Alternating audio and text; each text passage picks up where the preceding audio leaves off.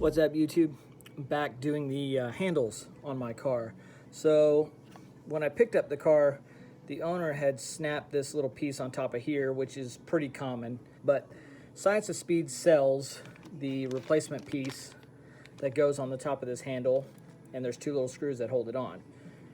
I didn't know enough about them at the time, but I decided that I was going to just order the billet aluminum handles, thinking that that top piece would come as one unit. Well, that's not the case. I got these handles in the mail, and they're super awesome, but I had to go back and order that other piece separately that bolts right here. So, not a big deal. At least in the end, I'll have like these really cool billet door handles that will not break. But it's a simple little project. You just want to remove this piece that is in the center here. You just pry it open. There's tons of pictures on the internet and on the sites that'll show you. It literally just pops up and slides out. So on this side, this is the passenger side, it'll pop up from under here and it slides out that way, and then it exposes. There's 1, 2, 3, 4, 5, 6. There's 8 bolts that hold this in. There's 4 of them that are gold and 4 that are black. Undo them, undo the switch, pop off your cable, and the whole unit comes out like this. Like I said, this is the passenger side. That's the handle I'm going to replace right now.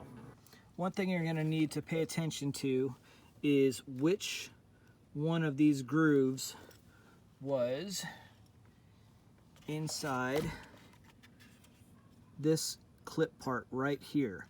Mine was on the second groove, so this little groove right here is going to go back in that clip. This is what it looks like from the back side, so you got to pull this little spring off. Then the trickiest part of all is getting these little pins out, and they're held in with these little tiny clips. See it right there? And then there's one right there for the top.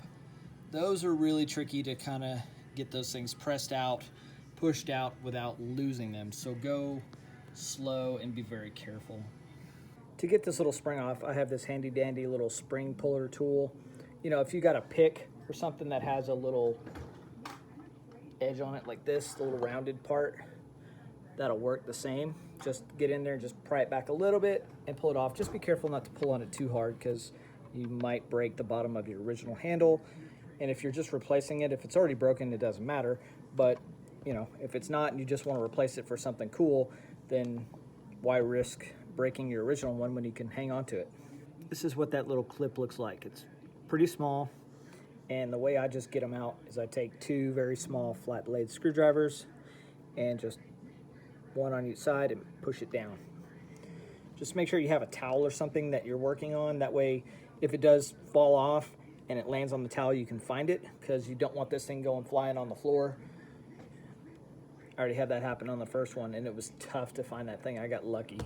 Then just take a pair of pliers and pull this pin up and out.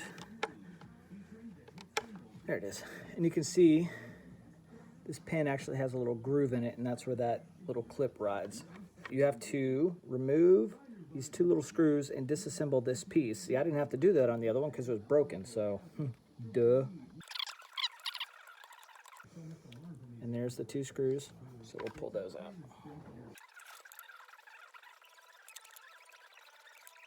So on the old handle, you have to remove this piece right here, and that's going to allow you to screw the new one in.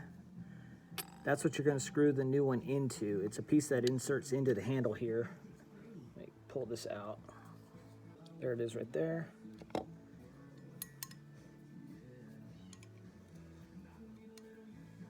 Goes in from the bottom up.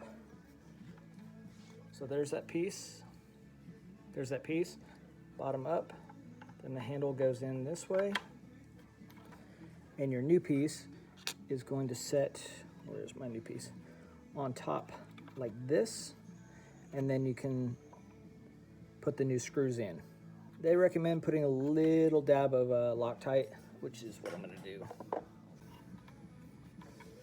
That's what it looks like when the screws are back together and it's in. Now I'm going to put my pin back in here. I struggled quite a bit with this bottom one, and I still haven't got it in, but I was able to get the top in. I'm using a magnetic screwdriver, so it helps that this little clip kind of sticks to it so you can line it up. And then use your thumb to kind of push down on the pin so you can see the groove. You just got to go slow and be patient.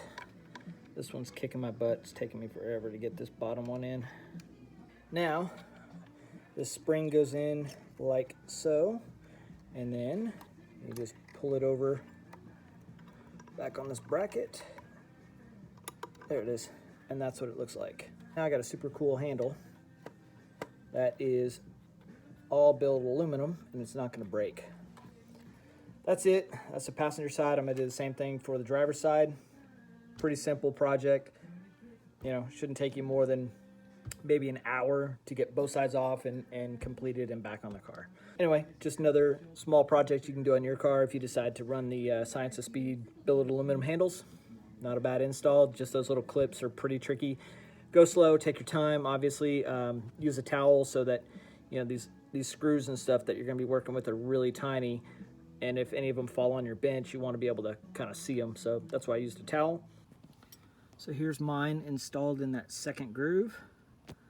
Put this piece in first, slide the cable through, and then put your groove in and just push it down till it clicks. Now I just got to plug it in and put all the screws back in. Pro tip, hook up your electrical connection first before you put the cable in this clip. It just gives you a little bit more room to work with. Here's the cover piece. You can see it's got these little tabs on it, and this is gonna go in just like this, and those tabs will go in these little holes right here, and then slide this forward and it'll click into place. And there it is, all wrapped up and completed. Well, there you go. Another easy little DIY project for your NSX. These handles are pretty cool, a little pricey, but I figured if I spent the money now, I wouldn't have an issue later ever worrying about any of the plastic pieces, top or bottom, breaking. So I guess I was buying kind of peace of mind.